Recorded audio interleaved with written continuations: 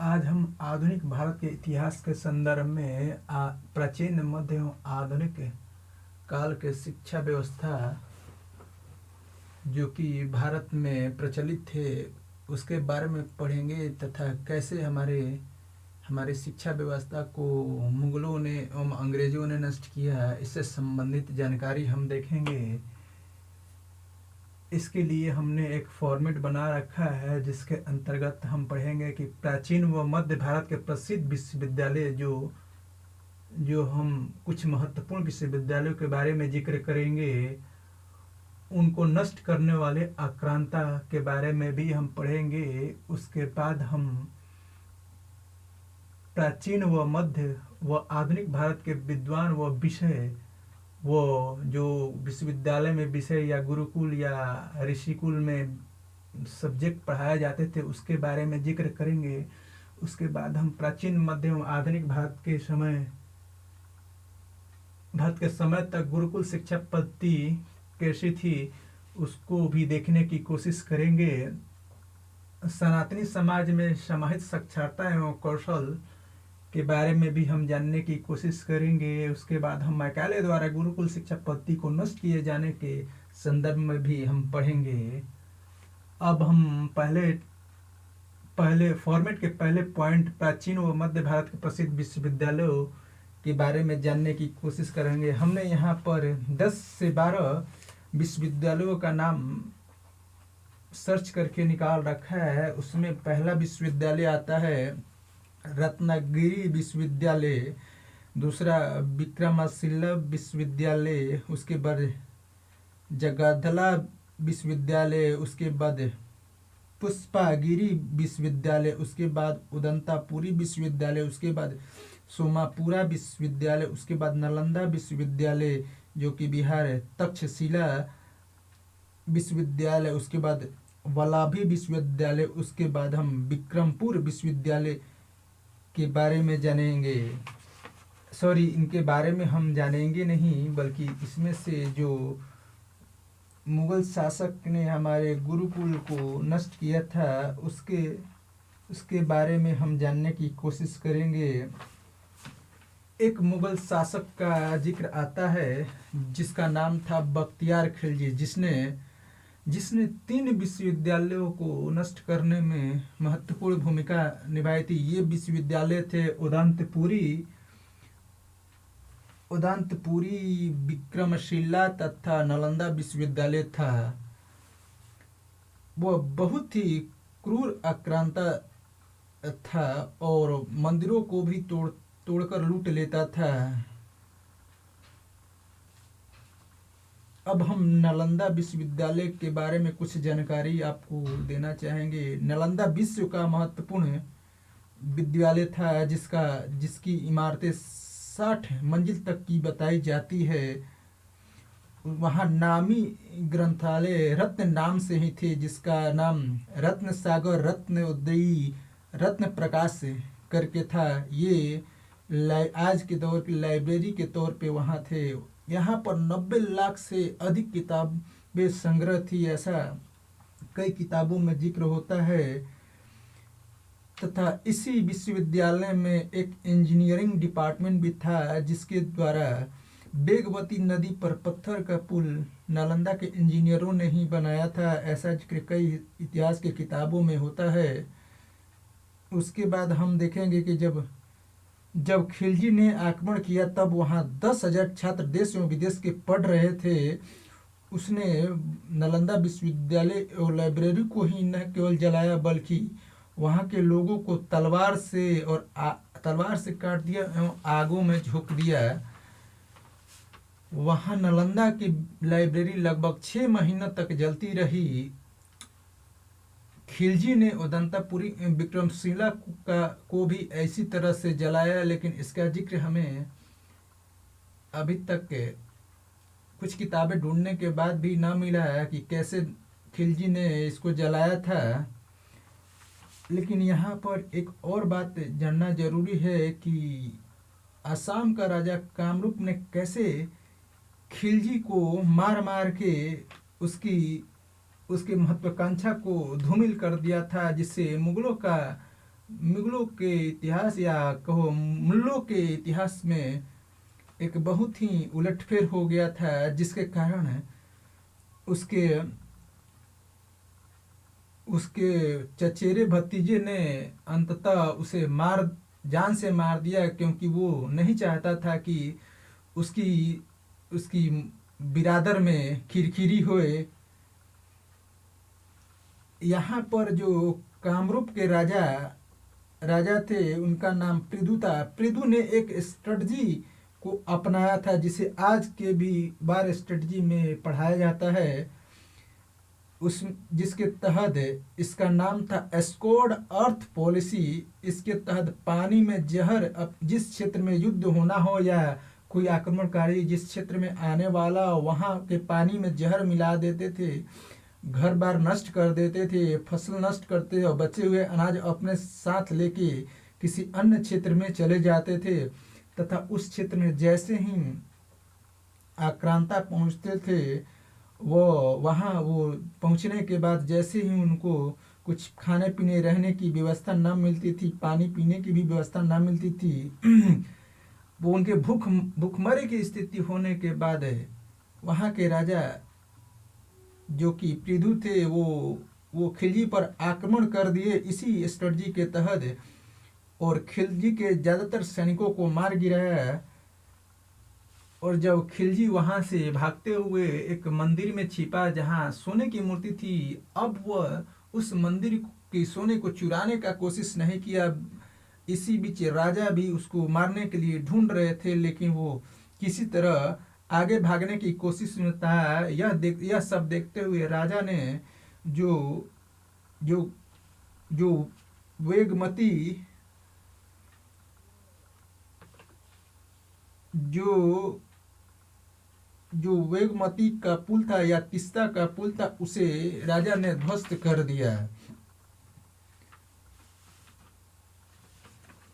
अब हम देखेंगे कि कैसे कैसे प्राचीन व मध्य व आधुनिक भारत के विद्वान के बारे में जानने की कोशिश करेंगे, जो कि एवं एवं विषय के बारे में भी जानने की कोशिश करेंगे। हम देखते हैं कि बहुत सारे विद्वान प्राचीन मध्य और आधुनिक काल के संदर्भ में देखने को मिलते हैं, जैसे भास्कराचार्य, जो कि गुरुत्वाकर्षण के सिद्धांत के प्रतिपादक के तौर पे माने जाते हैं, लेकिन इन्होंने इन्होंने भी तो कहीं से पढ़ा ही होगा या रिसर्च किया ही होगा।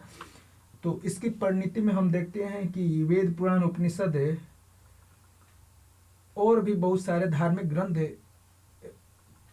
से इन्होंने इस सिद्धांत की खोज की, और उसमें इसको रिसर्च एंड डेवलपमेंट के द्वारा गुरुत्वाकर्षण का सिद्धांत को प्रतिपादित किया।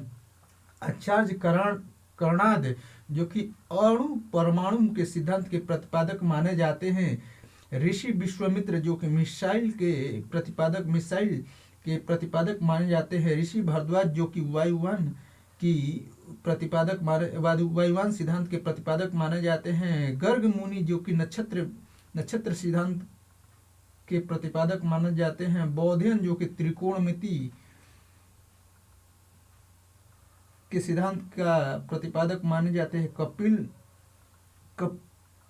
कपिल मुनि सांख्य दर्शन के प्रतिपादक माने जाते हैं। आचार्य चरक, जो कि शरीर विज्ञान, गर्भ विज्ञान, औषधि विज्ञान के जानकार माने जाते हैं। अब हम और विद्वानों के बारे में जानेंगे।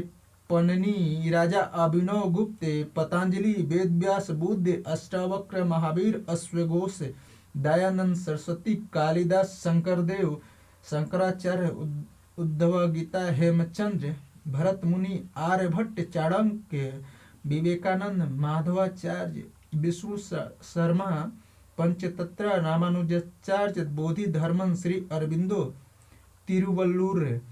तथा हमारे यहाँ भाषाई या कहे साहित्य का विकास बहुत ही समृद्ध था। संस्कृत, ब्राह्मी लिपि, तमिल और भी बहुत सारे प्राचीन भारतीय भाषाएं थी, जिसके बारे में हम जिक्र तो अभी नहीं करेंगे, लेकिन जब हम आर्ट एंड कल्चर का सब्जेक्ट पढ़ेंगे तब इसके बारे में हम जानने की कोशिश करेंगे। उसके बाद हम देखते हैं कि इस काल अवधि में कौन से विषय पढ़ाए जाते थे। इसके तहत हम भारत में गुरुकुल के बाद ऋषिकुल में पढ़ाई जाने वाली विषय को जानने की कोशिश करेंगे। इसके तहत हम गुरुकुल या ऋषिकुल को हम विश्वविद्यालय के तर्ज पर जानते थे। ऋषिकुल, इसके तहत हम अग्नि विद्या, वायु विद्या, जल विद्या, अंतरिक्ष विद्या, पृथ्वी विद्या, सूर्य विद्या, चंद्र व लोक विद्या, मेघ विद्या, पदार्थ विद्युत विद्या, सौर ऊर्जा विद्या,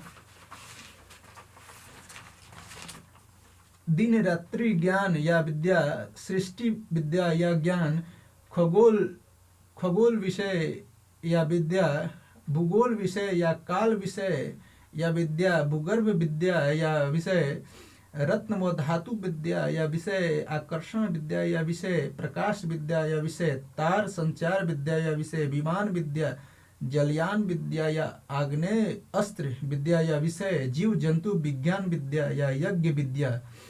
वैज्ञानिक ज्ञान की अब बात करते हुए व्यवसायिक और तकनीकी विद्या को भी जानने की बात करेंगे। वाणिज्य, भेषज, फार्मेसी, शल्य कर्म व चिकित्सा, डायग्नोसिस्ट, सर्जरी, कृषि, पशुपालन, मत्स्य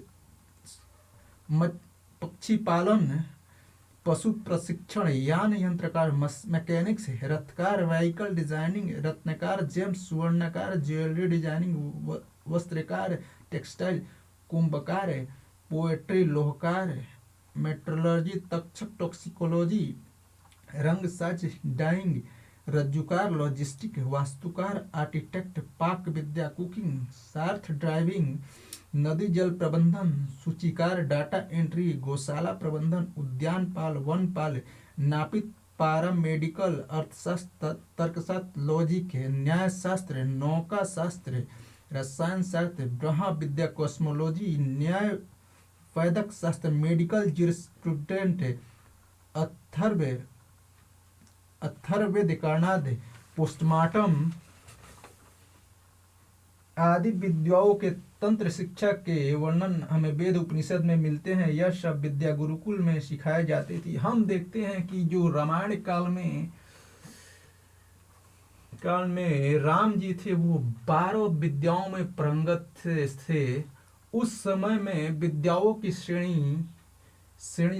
श्रेणी कला के रूप में 16 विद्याओं का जिक्र होता था तथा टेक्निकल ज्ञान जो कि हमने यहाँ बताया है, इससे संबंधित बहुत सारे ज्ञान उस समय भी प्रचलित थे। रामायण काल में भी राम जी 16 विद्याओं में 12 विद्याओं में पारंगत थे। बाकी ये 64 जो यांत्रिक कलाएं थी उसके बारे में वो पूर्ण रूप से पारंगत थे।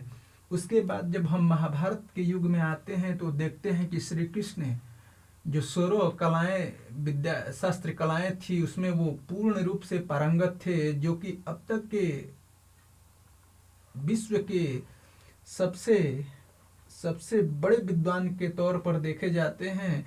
तथा वो 64 कलाएं जो कि यांत्रिक विद्या या कहें कामकाज करने वाली विद्या थे उसके बारे में भी पारंगत थे।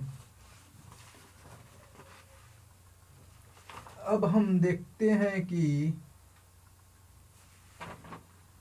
हमारे यहाँ कैसे गुरुकुल शिक्षा पद्धति थी और यहाँ पर कैसे मुगलों में केवल हमने खिलजी का ही जिक्र किया, लेकिन मुगलों में कई सारे राजा आए जो कि हमारे यहाँ कम से कम 200 से 250 के बीच विश्वविद्यालयों का कहीं कहीं इतिहास में वर्णन मिलता है, जिसको पूरी तरह से तहस नहस कर दिया गया। विश्वविद्यालय अर्थात ऋषिकुल जिसको जिसको मुगलों ने नष्ट कर दिया, लेकिन मुगल गुरुकुल शिक्षा पद्धति को या जो ऋषिकुल शिक्षा पद्धति के रूप में चली आ रही थी उसे नष्ट करने में असफल रहे। उसके बाद हम देखते हैं कि गुरुकुल शिक्षा पद्धति बहुत ही प्राचीन रही। वो अगर हम एक एक रिसर्च के अनुसार देखते हैं तो पाते हैं कि भारत में गुरुकुल 1947 ईस्वी में वैदिक गुरुकुल की संख्या 37,567 थी, जो कि जो कि जो कि ये आज़ादी के समय थी। आज़ादी के समय 1947 में थी और मदरसे केवल 284 थे। वहीं हम इस सर्वे के अनुसार 2017 में जब रिसर्च के अनुसार देखते हैं तो मदरसों की संख्या 42,348 हो गई, जबकि वैदिक गुरुकुल की संख्या 34 रह गई। इससे यह देखने को मिलता है कि जब ये 1947 में इतने सांस्कृतिक गुरुकुल या ऋषिकुल हमारे यहाँ थे तो उसके पहले कितने गुरुकुल रहे होंगे, जिसे लॉर्ड मैकाले ने अपने निजी स्वार्थ के लिए या कहें हमारी शिक्षा पद्धति को बर्बाद करने के लिए अपनाया था। इसमें अब हम देखेंगे कि मध्यकाल या कहें ब्रिटिश पूर्व में कुछ विद्यालय जिस जगह थी उसमें नवद्वीप, तिरहुत, विक्रमशिला एवं मिथिला, काशी, पुरी, तंजौर, मदुरै, कांची और त्रिवेंद्रम में भारतीय हिंदू सभ्यता या कहे गुरुकुल या विश्वविद्यालय के तर्ज पर पढ़ाया जाता था या ऋषिकुल में बच्चों को पढ़ाया जाता था। वहीं अब हम लॉर्ड मैकाले अब हम सनातनी समाज में सामाजिक साक्षरता एवं कौशल विकास के बारे में जानने की कोशिश करेंगे। सनातनी समाज में हम जब प्राचीन काल के वेद, पुराण, उपनिषद वगैरह उठाते हैं तो इसमें जिक्र होता है कि एक ही जाति में 13 कुरी होते थे, जो कि 13 कुरी में एक बच्चा जो कि सबसे साक्षरता या पढ़ने लिखने में तेज तरार होता था वो ब्राह्मण कुल का माना जाता था और वो घर की देखरेख करता था। उसमें जो सबसे निचले पायदान पे जो 13 कुल में बच्चे होते थे वो घर के जो अन्य कौशल सबसे निचले स्तर का कौशल होता था, जो कि सबकी सेवा करना, सबकी देखरेख करना, या कहें वो अपंग दिव्यांग हो तो वो सबकी सेवा भाव में लगा रहता था, वो घर की देखरेख करता था। और इसके बाद हम जब आते हैं ऋग्वेद के 10वें सूक्त में तो वहां पर 4 वर्ण का जिक्र किया गया है, ब्राह्मण, क्षत्रिय, वैश्य, शूद्र। यहाँ पर इस यह ऋग्वेद के 10वें सूत्र में प्राचीन सभ्यता संस्कृति के अनुसार ही हमारे सनातनी कल्चर को समाहित किया गया था, लेकिन इसे आगे चलकर कुछ सामाजिक विद्वेष फैलाने वाले तथा अपने राज्य शासन को या अपने आप को देश में बनाए रखने के लिए उन लोगों ने हमारे इस वर्ण व्यवस्था को एक जाति व्यवस्था में कन्वर्ट कर दिया, जिसके अनुसार जो जन्म के आधार पर होने लगा। और इससे पहले हम एक और बात का जिक्र करना चाहते हैं कि जो हमारे यहाँ कौशल की व्यवस्था थी, वो जो एक जाति में 13 कुल थे उसी के अनुसार कौशल दिया जाता था। जैसे हमने जिक्र किया लोहार, सुनार, बढ़ई, ये हमारे यहाँ लोहार, सुनार, बढ़ई, चमार, ब्राह्मण, क्षत्रिय, तेली, साह या नाऊ या कहे कुम्हार, इन सारी जातियों में आप देखेंगे कि जो नामकरण हुआ है वो जैसे लोहे के काम के लिए कौशल विकास का एक केंद्र बन जाता था। उसके परिवार में जनरेशन दर जनरेशन ये कौशल दिया जाता था। उसी तरह उसी तरह सोनार, जो कि सोनार जाति से संबंधित थे, उनको ये कौशल मिलता था। जैसे चमार, चमड़ा का काम करने के लिए या चमड़ा उद्योग स्थापित करने के लिए कौशल होते थे, या शादी ब्याह में सबकी सबके यहाँ मनोरंजन का काम करते थे, जो कि हमारे यहाँ जब तक चमार जाति न आए तब तक उस शादी को शुद्ध नहीं माना, उनके ढोल न बजे तब तक उस शादी को शुद्ध नहीं माना जाता था। उसी तरह कुम्हार, जो कि घड़ा बर्तन बनाने का काम करते थे, उनका भी हमारे शादी ब्याह में जिक्र होता था, जो कि आज हम देखते हैं कि जो कि बर्तन उद्योग के रूप में बहुत ही प्रचलित हो गया है देश स्तर पर। उसी तरह नाई, जो कि बाल काटने या शादी ब्याह में लावा वगैरह बनाने का काम करते। लावा का जो उद्योग होता था, या मक्की का उत्पादन या उससे संबंधित जितने भी उद्योग होते थे, वो नाव के हाथों में रहता था। इसी तरह भंगी या डोम कहें, जिसको कि शासन करने के लिए लोगों ने, या मुस्लिम जो मुगल आक्रांता थे या अंग्रेज आक्रांता थे, इन्होंने हमारे देश को तोड़ने के लिए उन्हें भी हमारे समाज से कट कर दिया, जो कि हमारे कार्य प्रयोजनों, शादी में या जो भी लकड़ी वगैरह का काम होता था उनके जिम्मे रहता था, या मुखाग्नि देने का काम होता था उनके जिम्मे रहता था।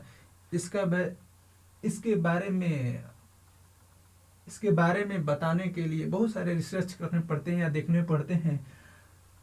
अब हम इससे आगे ज़्यादा ना बताते हुए, इसी तरह से जितनी भी जातियाँ थी उसमें कुछ न कुछ कौशल विकास होता था। जैसे बढ़ई थे, उसमें भी लकड़ी को रथ बनाने का काम या अन्य सारे काम जो लकड़ी से संबंधित थे वो करते थे।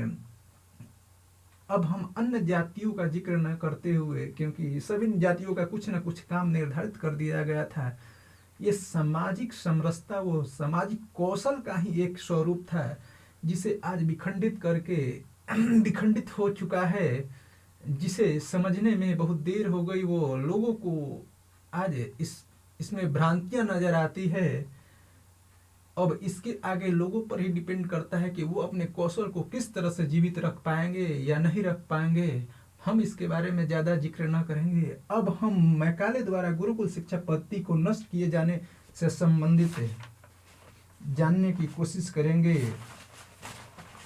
इसके तहत हम देखते हैं कि मैकाले ने एक रिसर्च किया था। उसने भारत की शिक्षा व्यवस्था पर सर्वेक्षण करा था। तब उसने लिखा कि 1835 में भारत में साक्षरता दर 97% है।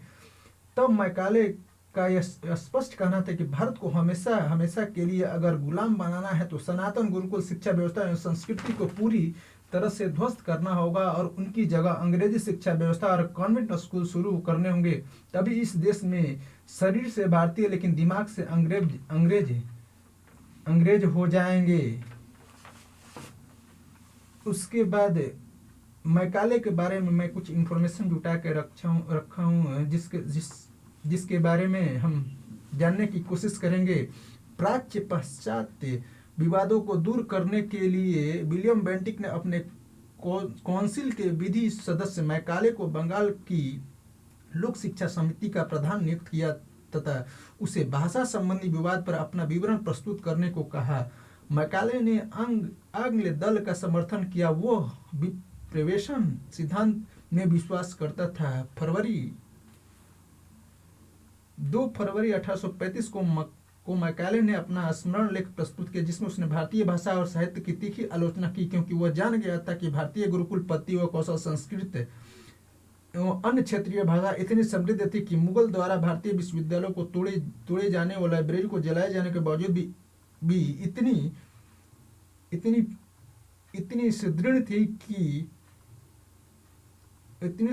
सुदृढ़ रही। लेकिन मुगल के काल में रिसर्च एवं विकास के क्षेत्र में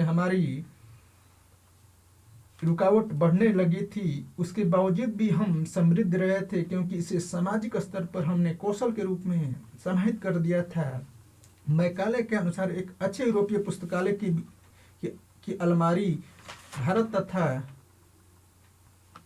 अरब के संपूर्ण साहित्य के बराबर मूल्यवान है, ऐसा मैकाले मानते थे। मैकाले ने यह अनुभव किया कि जब तक भारतीय पाश्चात्य शिक्षा न आ जाए तब तक शासन करना व आधिपत्य जमाना कठिन था, क्योंकि मुस्लिम भी भारतीय सभ्यता, संस्कृति और साहित्य में आकर मिल गए थे। मैकाले ने इस पर बहुत ही विस्तृत तरीके से भारत में शोध किया था। मैकाले भारतीयों में पाश्चात्य शिक्षा के प्रचार के साथ एक ऐसे समूह का निर्माण करना चाहता था जो रंग और रक्त से तो भारतीय हो, किंतु विचारों, रुचि एवं बुद्धि से अंग्रेज हो, ताकि भारतीयों पर लंबे समय तक शासन किया जा सके।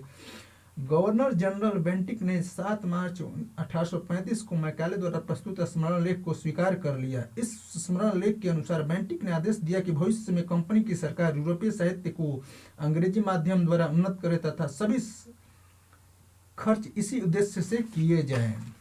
1835 में अंग्रेजी भाषा को भारत में शिक्षा का माध्यम बना दिया गया। अंग्रेजी शिक्षा के विकास के पक्ष में लॉर्ड हार्डिंग ने एक नियम बनाया। इस नियम के अंतर्गत सभी सार्वजनिक नौकरियों एवं खुली हुई प्रतियोगात्मक परीक्षा से भरी जाएगी। यह परीक्षा शिक्षा परिषद सार्वजनिक शिक्षा समिति की उत्तराधिकारिणी लेगी। इसके अंग्रेजी के ज्ञान को तरजीह दी गई। लॉर्ड हार्डिंग ने 1844 में सरकारी नौकरियों के लिए अंग्रेजी शिक्षा अनिवार्य कर दिया। अंग्रेजी शिक्षा से लाभ अधिकतर मध्यवर्गीय हिंदुओं ने उठाया था।